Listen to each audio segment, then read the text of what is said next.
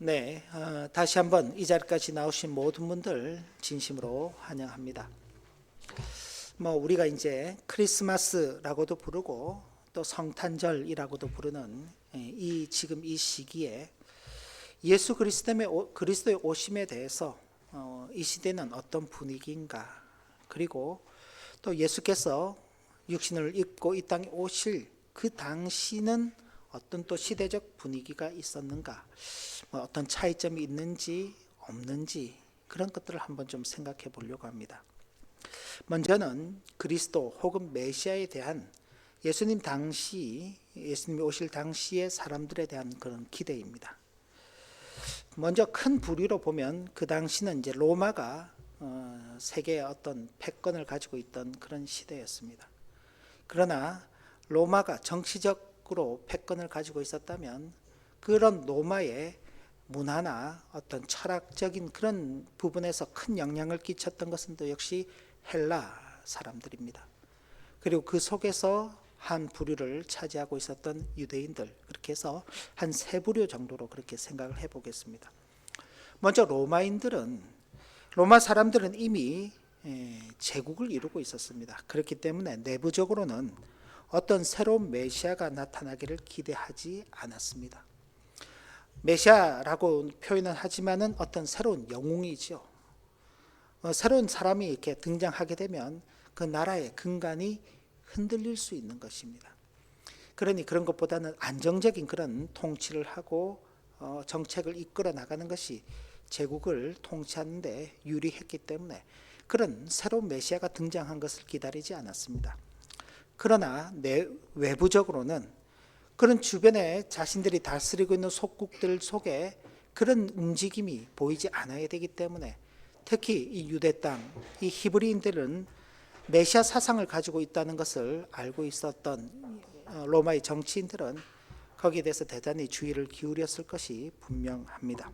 왜냐하면 실제로 그런 메시아가 나타나지 않을지라도 메시아, 어떤 구원자가 나타나서 우리를 다른 나라의 속박에서 구원하고 새로운 질서, 새로운 나라를 만들 것이다 라는 그런 사상을 토대로 대중의 마음을 움직여서 큰 반란이라도 일어난다면 그건 굉장히 큰 문제가 될 것이기 때문에 그런 부분에서 대단히 주의를 기울였을 것입니다. 그래서 자신들이 통치하고 있는 속국이나 혹은 어떤 계급들, 우리가 검투사들이 반란을 일으키고 하는 그런 영화들도 있고, 그래서 보면은 그런 노예 계급들이 혹시라도 반란을 일으키지는 않을까 하며 그 어떤 그런 기미가 보이면 즉각 군대를 보내어 가지고 그들을 정벌하게 되는 그런 정책을 펼쳐 나갔습니다.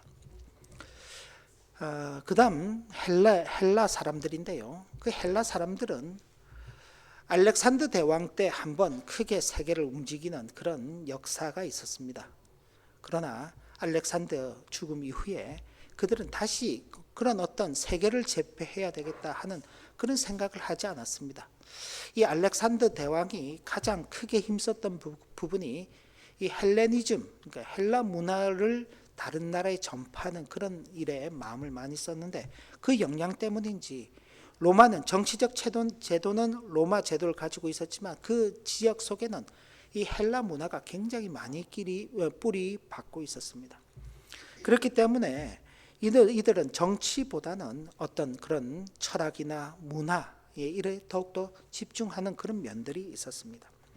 그래서 헬라인들은 자신들의 전통적인 철학과 현세의 위대한 문화와 역사의 의미에 대하여 대단히 큰 자부심을 가지고 있었고, 그런 헬레니즘 정신을 계승하고 곳곳에 전파하는 일을 중요하게 여겼기 때문에 무슨 영웅이 나타난다, 구원자가 나타난다, 이런 게 이제 별로 중요하지 않았던 겁니다. 그러니까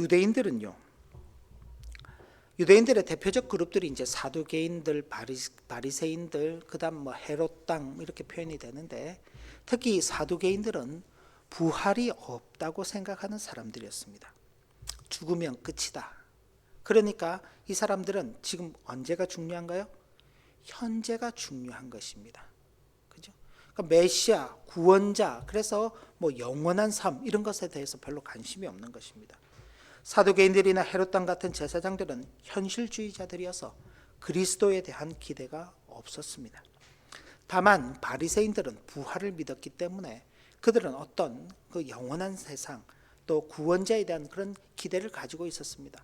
그러나 구약에 예고된 대로 메시아가 나타나기를 기대하고는 있었지만은 그들이 기다리던 메시아는 로마 제국의 그 속박 속에서 자신들을 구원하고 새로운 어떤 국가나 새로운 정치나 새로운 질서를 세울 그런 메시아를 기다린 것입니다. 이런 면들은 나중에 이제 예수님께서 이 땅에 오셔서 행하시는 그런 일들 속에 특별히 오병이어의 이적을 베푸신 후에 사람들이 나와서 예수님을 억지로 잡아 왕으로 세우려고 하는 그런 일들이 있습니다.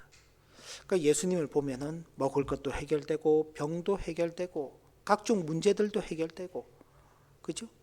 예수님을 따르는 수많은 군중들이 있고 예수님이 그 사람들을 잘 규합하면은 로마에 충분히 항거해서 독립을 일으킬 수 있는 그런 분으로 생각하고 예수님을 억지로 잡아다가 왕으로 세우려고 하는 그런 일도 있었던 것입니다. 부활이 있다고는 하지만은 그들은 역시 현세적 새로운 이스라엘의 건설이라는 그런 면에 마음을 두고 있었기 때문에 영원보다는 그들 역시도 현재적 삶에 관심이 깊었다, 그렇게 볼 수 있습니다. 자, 오늘날 예수 그리스도께서 이 땅에 육신을 입고 오신 그때를 기념하는 크리스마스라고도 부르고 성탄절이라고도 부르는데 참 어떤가요? 이 시대의 분위기는 성탄절이면 뭐해? 우리가 당장 먹고 살기가 어려운데, 내가 힘들어 죽겠는데, 나라가 이 모양인데, 세계가 이렇게 돌아가고 있는데 그게 무슨 의미가 있어? 좀 그런 느낌을 받지 않나요? 저는 좀 그런 느낌을 받는 것 같습니다. 예수님이 오실 그 당시의 분위기와 오늘날 분위기가 크게 그렇게 다르지 않는, 왜? 대부분 다 현실에 마음을 두고 살고 있기 때문에 그런 것입니다. 이런 시대적 분위기 속에 예수 그리스도께서 이 땅에 오셨습니다. 그런데 그리스도의 오심을 사람들이 깨닫지 못했다. 오늘 우리가 읽은 본문이 그렇게 말씀하고 있습니다. 1절부터 5절까지를 보면 태초에 말씀이 계시니라. 이 말씀이 하나님과 함께 계셨으니 이 말씀은 곧 하나님이시니라. 그가 태초에 하나님과 함께 계셨고 만물이 그로 말미암아 지은 바 되었으니 지은 것이 하나도 그가 없이는 된 것이 없느니라. 그 안에 생명이 있었으니 이 생명은 사람들의 빛이라.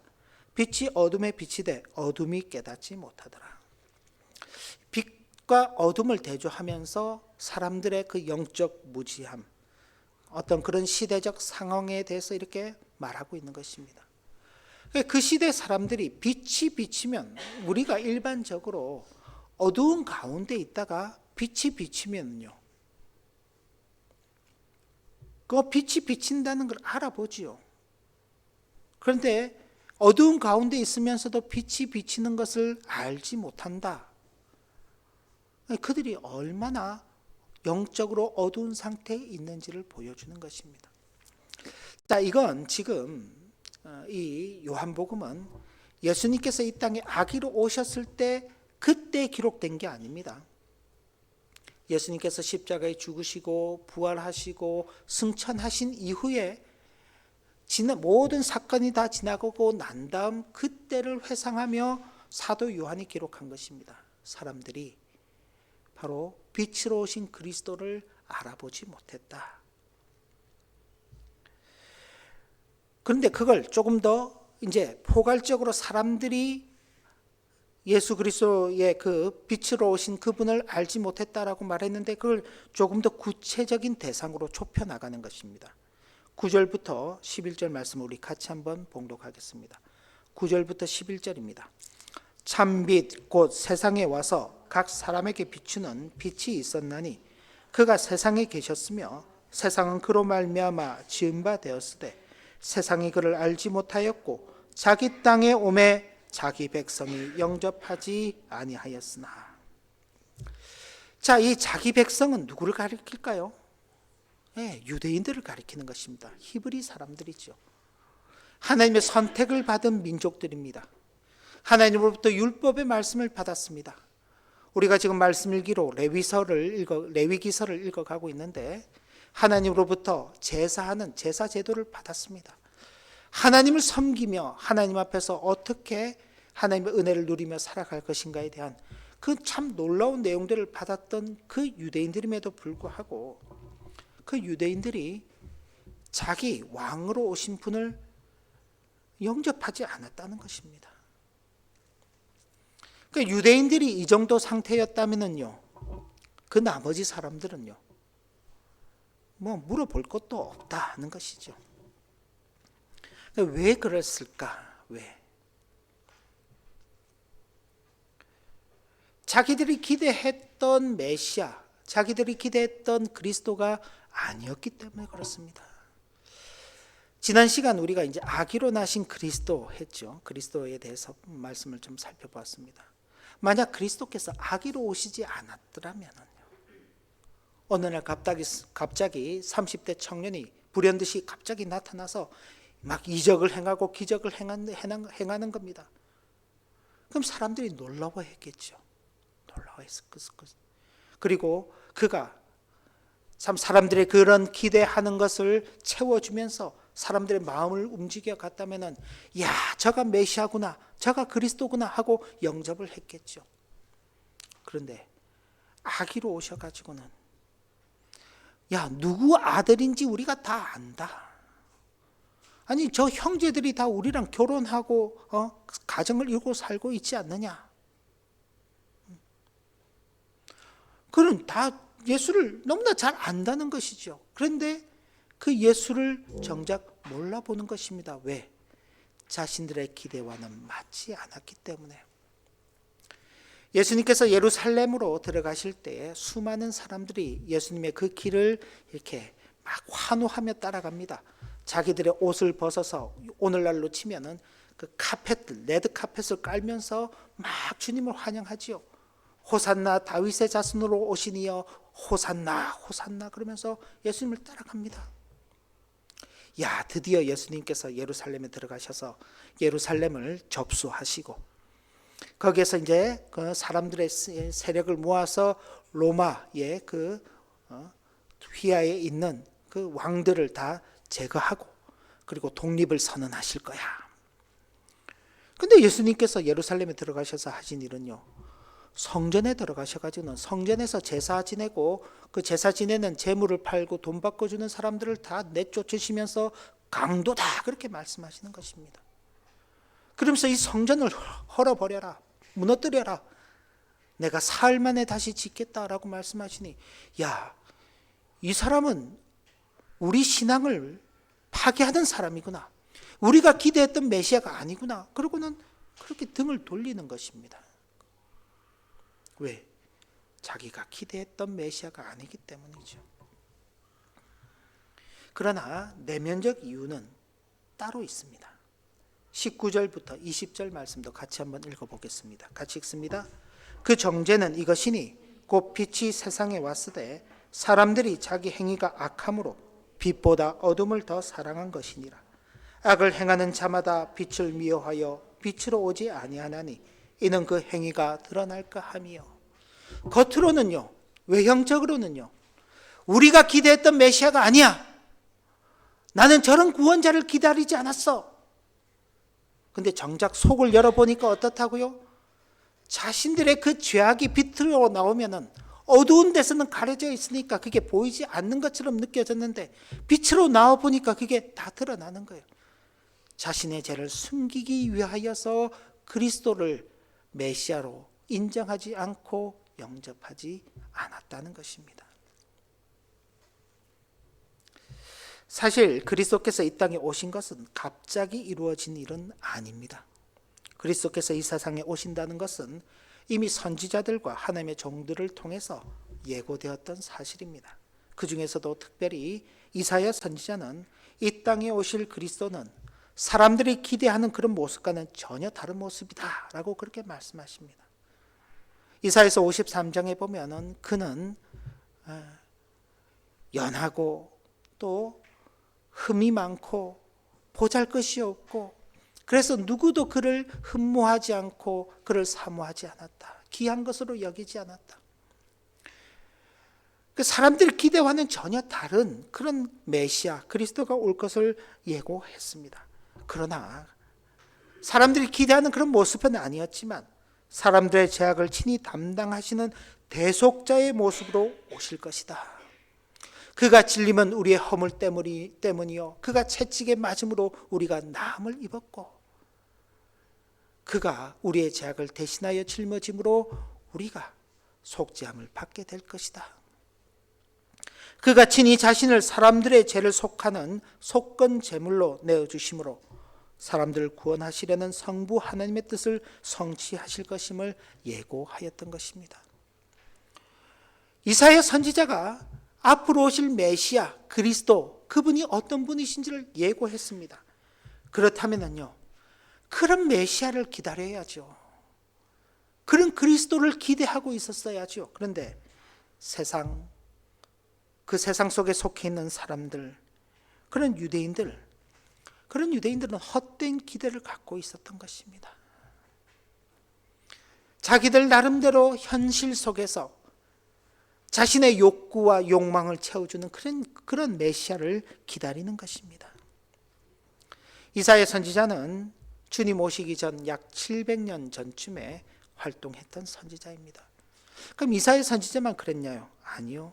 우리가 지금 말씀일기로 읽어가고 있는 레위기서는 주님께서 이 땅에 오시기 전 약 1450년 전쯤에 기록된 내용으로 그렇게 알려져 있습니다.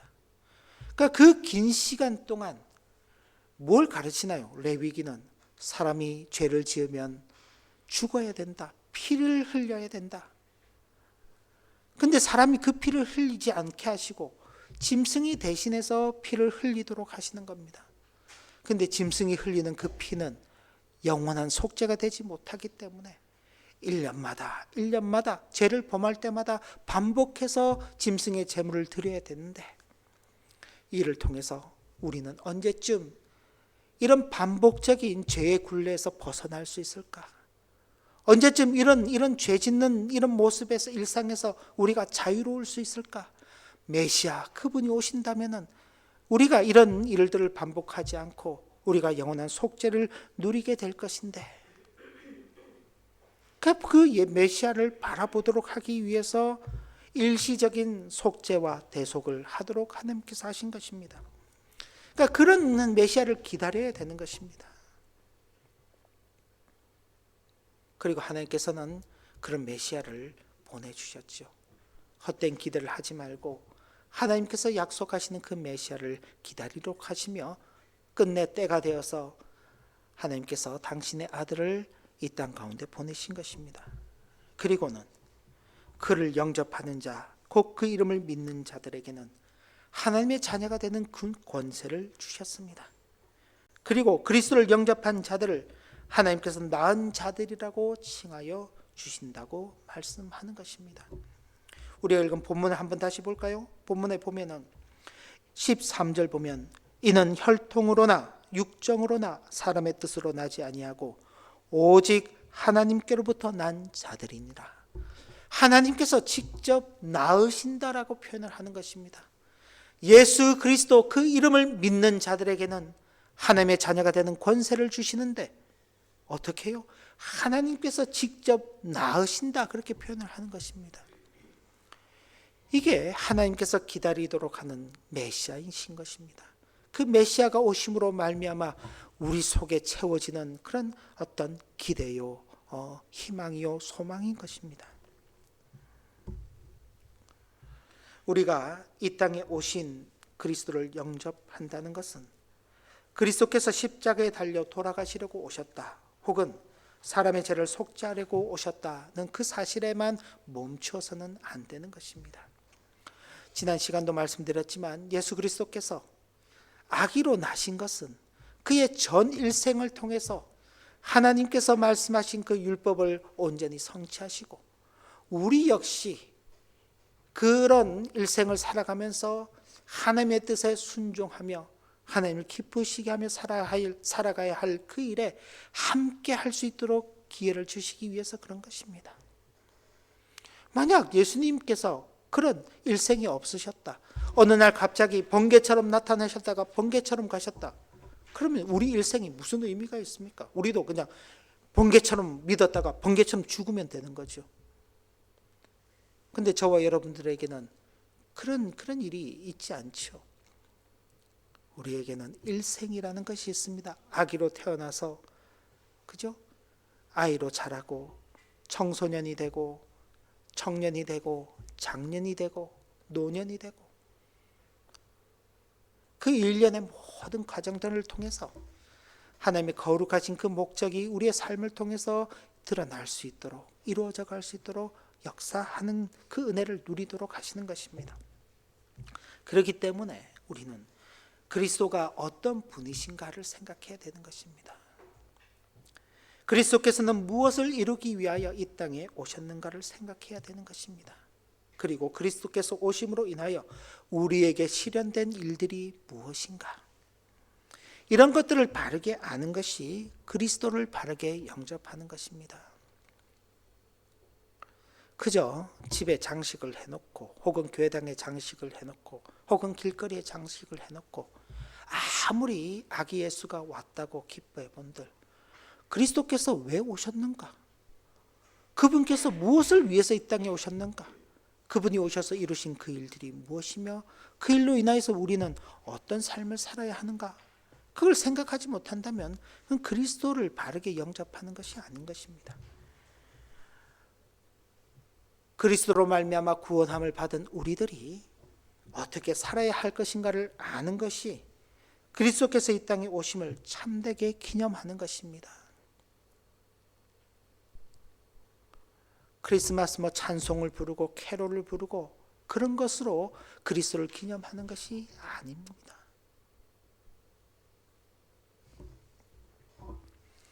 우리가 기대하는 그리스도가 아닌 우리에 대한 기대를 가지고 이 땅에 오신 그리스도를 바르게 알고 바르게 영접하는 우리가 되어야 하겠습니다. 하나님의 말씀은 이미 오신 그리스도에 멈춰 있지 않습니다. 장차 다시 오실 그리스도를 계시하고 있습니다. 이런 사실을 분명히 기억하면서 이제는 다시 오실 그리스도를 맞이할 준비를 잘 해나가는 저와 여러분들의 일생이 되기를 주님의 이름으로 기원합니다. 기도합니다. 하나님 아버지, 오늘도 주신 교훈의 말씀을 마음에 새기며 이 땅에 우리에 대한 특별한 기대를 가지고 오신 그 그리스도, 우리 주님을 잘 영접해드린 그런 성도로 살게 하시고, 뿐만 아니라 더 나아가서 장차 다시 오실 그리스도를 영접할 준비를 잘 하는 그런 우리의 일생이 되도록 인도하여 주옵소서. 예수님 이름으로 기도 올리옵나이다. 아멘.